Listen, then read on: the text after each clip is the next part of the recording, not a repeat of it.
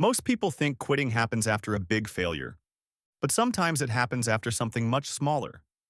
One awkward reply, one slow result, one difficult day, one sentence in your head that says, maybe this is not for me. And suddenly, that tiny doubt stops feeling like a passing thought. It starts acting like evidence. You do not say, I am having a difficult moment. You say, this means I should stop. That is the danger. You may not quit because the path is impossible. You may quit because your mind turns one uncomfortable moment into a final verdict before you can see clearly. So let's slow that moment down. Doubt often arrives as a small question. What if I am not good at this? What if I chose the wrong thing? What if this one bad day is telling me the truth? At first, it sounds practical. You are protecting your time, your energy, your pride. But underneath that practical tone, your mind may be trying to escape the discomfort of not knowing yet. Because staying with something before the result is clear requires a strange kind of strength. You have to continue while still feeling unsure. You have to show up before the proof arrives. You have to let yourself be imperfect without turning imperfection into a sign to disappear. That is hard. So the mind looks for an exit that feels intelligent. This is not working.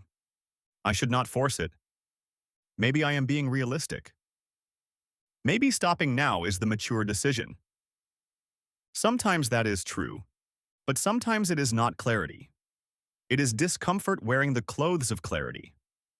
The first reason tiny doubts become reasons to quit is that your mind wants quick certainty. Uncertainty is tiring because it keeps the question open. Will this work? Am I improving? Was that setback normal?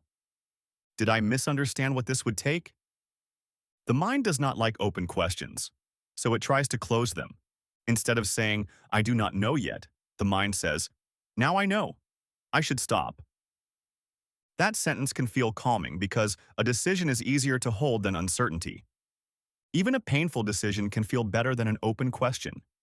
But relief is not always truth. Sometimes relief only means you no longer have to sit inside the uncomfortable middle. The second reason is that doubt often appears right after effort becomes visible. In the beginning, an idea feels clean. A new habit, a project, a skill, a channel, a change in your life, it can all feel exciting when it still lives in your imagination. But once you begin, the fantasy gets tested by ordinary friction. The first attempt looks clumsy. The first result is smaller than expected. The first feedback feels unclear. The first boring week arrives, and the mind says, see, this is not right. But that may not mean you are on the wrong path. It may only be the moment where imagination meets reality. Reality is rougher than the version you planned, because real things have edges. The third reason one doubt becomes powerful is that it protects you from future embarrassment. Quitting early can feel like control. If you stop now, nobody gets to watch you struggle. Nobody sees the messy middle. Nobody decides you were foolish for trying. So the doubt offers a bargain. Leave now, and you do not have to risk being seen later. That bargain feels safe, but it has a hidden cost. You start building a life around avoiding the stage where growth looks unattractive. The fourth reason is that the mind confuses discomfort with misalignment. A difficult day can make you think, maybe this is not meant for me. A slow result can make you think, maybe I do not have what it takes. But discomfort does not automatically mean wrong direction. Sometimes discomfort means you are doing something unfamiliar. Sometimes it means you are meeting the exact edge you need to learn how to cross. The question is not, do I feel doubt? The question is this doubt giving me useful information, or is it trying to end the discomfort quickly? Because doubt can be useful. It can tell you to adjust your plan. Ask a better question. Improve the method. Rest before deciding. But doubt becomes dangerous when it skips all adjustment and goes straight to abandonment. So when one small doubt starts becoming a reason to quit, use this pause. Do not ask, should I quit? Not first. Ask, what exactly happened? Keep it small. Not, everything is failing. What happened? One post did badly. One conversation felt awkward. One person did not respond. One result was not what you hoped. Now ask, what story did my mind attach to this? This is where the pattern becomes visible. One post did badly becomes, nobody cares. One awkward conversation becomes, I am bad with people. One slow result becomes, this will never work. The event is small. The story is enormous. Your job is not to fight yourself. Your job is to resize the story until it matches the facts. Try saying, this is one data point, not a verdict. One data point, not the whole pattern, not the final answer, not proof that everything was a mistake. Then ask, what is the smallest adjustment available?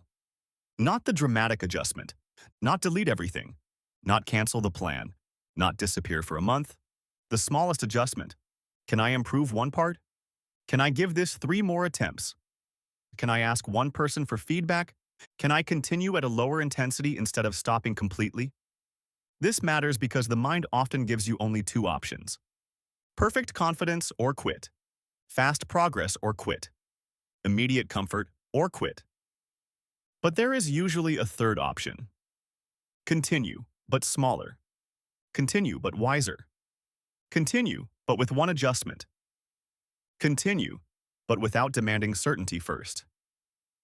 That third option is where many people rebuild trust with themselves, not by forcing endless effort, by proving they do not have to obey every doubtful thought that arrives on a bad day. Here is a simple rule. Never make a quitting decision while your body is still holding the sting of the moment.